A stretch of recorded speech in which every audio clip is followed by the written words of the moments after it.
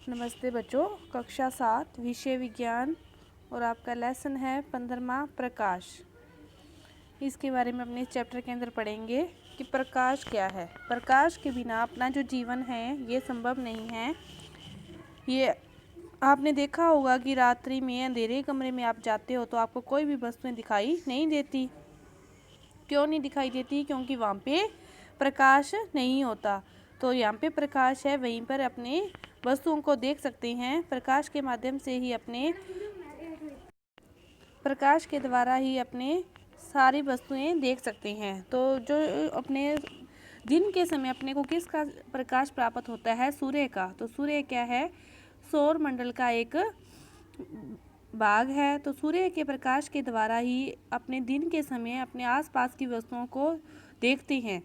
देखो कि जो स्कूटर, कार, रेलगाड़ी, इसके इंजनों के आगे भी क्या है? हेडलैम्प लगे होते हैं जो रात्रि में उन्हें उनकी गति करने में सहायता करते हैं। तो टॉर्च से भी अपने को क्या है? प्रकाश की किरण पुंज प्राप्त होती है। तो ये सारी चीज़ें प्रकाश के लिए बनाई गई है और जिसके द्वारा अपने रात्रि के समय जैसे अपने टॉर्च का यूज़ करते हैं, इन लाइटों का यूज़ करते हैं, तो ये इनके द्वारा भी हमें क्या प्राप्त होता है? प्रकाश प्राप्त होता है। प्रकाश कैसे गति करता है? प्रकाश एक सरल रेखा में गति करता है, एक सीधी रेखा में गति करता है। सूर्य का प्रकाश भी पृथ्वी पर प्राप्त आता है। तो सूर्य है, सूर्य से पृथ्वी पर जो किरणें आती है वो भी कैसी आती है? सीधी रेखा में आती है। सूर्य और पृथ्वी के बीच सीधी रेखा में क्या आती है? किरणें आती है। और यदि इनके बीच में कोई चीज़ आती है, जैसे सूर्य ग्रहण होता है, तो सूर्य और पृथ्वी के बीच में क्या आ जाता है? फिर चंद्रमा आ जाता है जो सूर्य के प्रकाश को ढक लेता है, तो पृथ्वी पर प्रकाश को आने नहीं देता। तो ये भी किसके कारण है? कि सूर्य का जो प्रकाश है, चाहे वो टॉर्च का हो, चाहे वो लाइटों का हो, चाहे सूर्य का हो, प्रकाश किस रेखा में गति करता है? सीधी रेखा में गति करता है। इसके लिए आपको देखो अनुप्रयोग दिए गए हैं दो। एक क्या करो आप कि एक टेबल पर एक मोमबत्ती को जलाकर रख लो और एक पाइप ले लो, एक सीधी पाइप ले लो। सीधी पाइप से आप उस मोमबत्ती को देखने की कोशिश करोगे तो आपको वो मोमबत्ती जलती हुई दिखाई देगी। और दूसरी देखो प्रयोग में क्या दिया है कि आप उसी पाइप को क्या कर दो? बीच में से मोड़ दो और मुड़े हुए पाइप से आप उस मोमबत्ती को देखोगे तो आपको वो मोमबत्ती का प्रकाश दिखाई नहीं देगा। क्यों नहीं दिखाई देगा? क्योंकि प्रकाश कैसे गति करता है? सीधी रेखा में। तो अब मुड़ी हुई पाइप में फिर वो सीधी रेखा में गति नहीं कर सकता। तो जो प्रकाश है कैसे गति करता है? सीधी रेखा में गति करता है। इस प्रयोग के द्वारा भी अपने इसको समझ सकते हैं। इसके बाद है प्रकाश का परावर्तन। परावर्तन किसे कहते हैं? कि प्रकाश की कोई भी किरण किसी भी सतह से माध्यम से टकराकर वापस उसी माध्यम में लौट जाती है तो उसे क्या कहते हैं? परावर्तन कहते हैं। प्रकाश का परावर्तन किसे कहते हैं? कि प्रकाश की किरण पुंज किसी सतह से टकराती है और टकराने के बाद वापस वह आपतित हो जाती है, तो इसे क्या कहते हैं? परावर्तन कहते हैं। तो परावर्तन कितने प्रकार के होते हैं? परावर्तन दो प्रकार के होते हैं।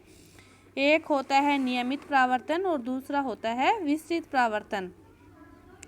जो नियमित परावर्तन होता है उसके अंतर्गत क्या होता है? देखो जब किरण है वो किसी सतह से टकराती है तो उस सतह से बनने वाला कोण क्या कहलाता है? आपतन कोण कहलाता है। आपतित किरण है तो ये कोण फिर क्या कहलाएगा? आपतन कोण। और इसे किससे दर्शाते हैं? आई से। आपतन कोण को किससे दर्शाते हैं? आई से। और वह टकराने के बाद उसी माध्यम में लौटती है तो लौटने वाली किरण का उस सतह से बनने वाला कोण क्या कहलाता है? परावर्तन कोण कहलाता है। और इसे किससे लिखते हैं? आर से। तो जो परावर्तन के दो प्रकार बताए मैंने, पहला परावर्तन का जो प्रकार है वो क्या है? नियमित परावर्तन है। नियमित परावर्तन में क्या होता है कि प्रकाश की किरण किसी सतह से एक समतल सतह से टकराने के बाद जो परावर्तित होती है तो उसका जो आपतन कोण और परावर्तन कोण है, दोनों कोणों के मान क्या होते हैं? बराबर होते हैं। कि यदि वो 45 डिग्री के कोण पर आपतित हुई तो वो परावर्तित भी कितने डिग्री के कोण पर होगी? 45 डिग्री के कोण पर ही वह परावर्तित होगी। तो उसका आपतन कोण और परावर्तन कोण दोनों कोणों के मान क्या होते हैं? बराबर होते हैं। तो ये कौन सा परावर्तन का प्रकार है? नियमित परावर्तन। कि वो किसी भी कोण से एक नियमित सतह पर पृष्ठ पर टकराती है और उसी कोण पर वह परावर्तित होती है। तो ये कौन सा परावर्तन है? नियमित परावर्तन है। ये कौन सा परावर्तन है? नियमित परावर्तन है। और इसके विपरीत जो विस्तृत परावर्तन है, नियमित परावर्तन में जो किरणें है ना वो ऐसे दिखाई देती है सारी एक निश्चित कोण पर।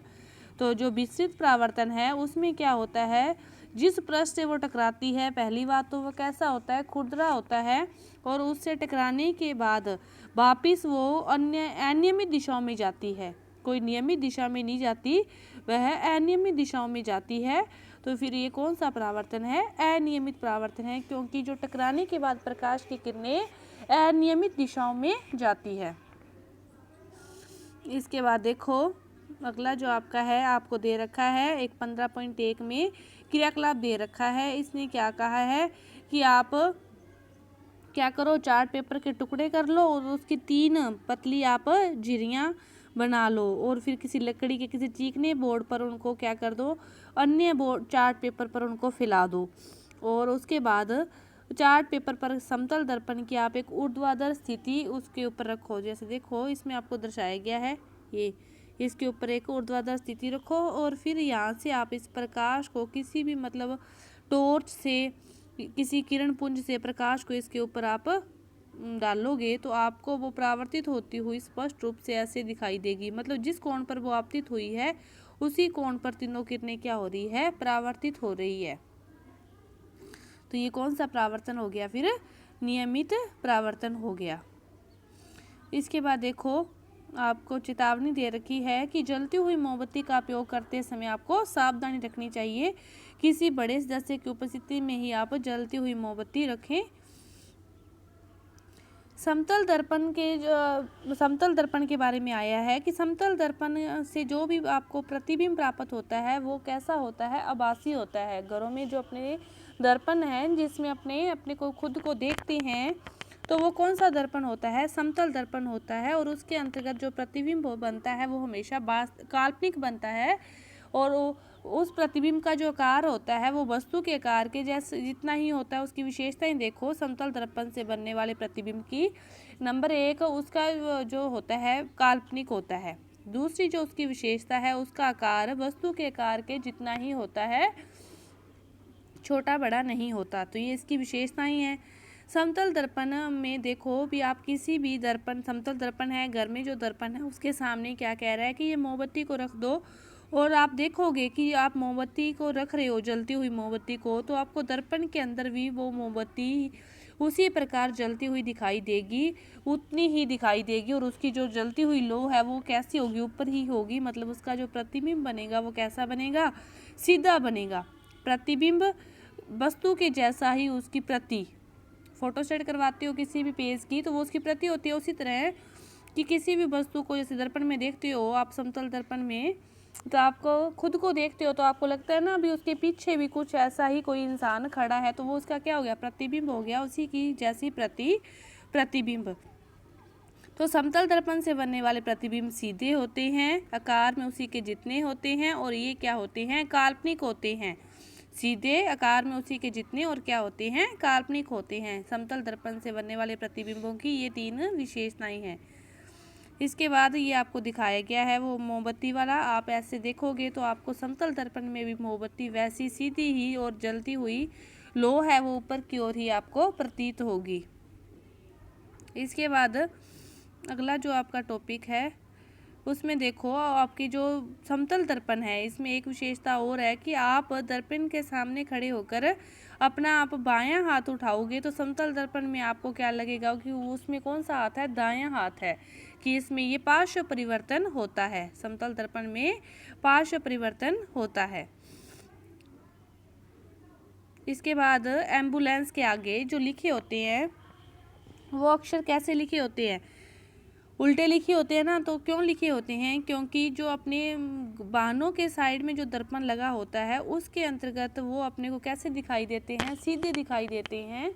और सीधे देखने की वजह से जो एम्बुलेंस को लोग साइड दे सकें। तो नहीं तो देखो एम्बुलेंस में इस प्रकार लिखे होते हैं, एम्बुलेंस की जैसे फ़ोटो ये इस प्रकार लिखे होते हैं इसके आगे। इसको आप कॉपी पर इसी प्रकार लिखकर और समतल दर्पण के सामने लेकर खड़े होगे ना, घर में जो दर्पण है उसके सामने लेकर खड़े होगे, तो आपको ये वाला जो लिखा हुआ है ना वो सीधा ऐसा दिखाई देगा एम्बुलेंस की तरह। क्योंकि इसमें कौन सा परिवर्तन होता है, पार्श्व परिवर्तन होता है कि बायां भाग दायां और दायां भाग कैसे दिखाई देता है, बायां। तो इसमें भी ऐसी है ना, ये ई है तो इधर दिखाई देगा, ए वाला इधर दिखाई देगा, मतलब पार्श्व परिवर्तन होगा, तो ये सीधा लिखा हुआ दिखाई देगा। इसीलिए एम्बुलेंस के आगे वो उल्टे लिखे होते हैं कि दूसरे सामने वाले को, आगे वाले को वो कैसे दिखाई दे, सीधे दिखाई दे। इसके बाद आता है गोलीय दर्पणों के बारे में।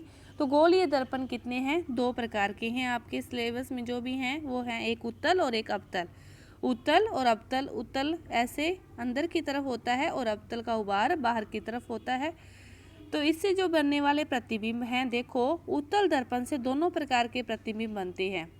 उत्तल से दोनों प्रकार के प्रतिबिंब बनते हैं, आभासी भी बनते हैं और वास्तविक भी बनते हैं।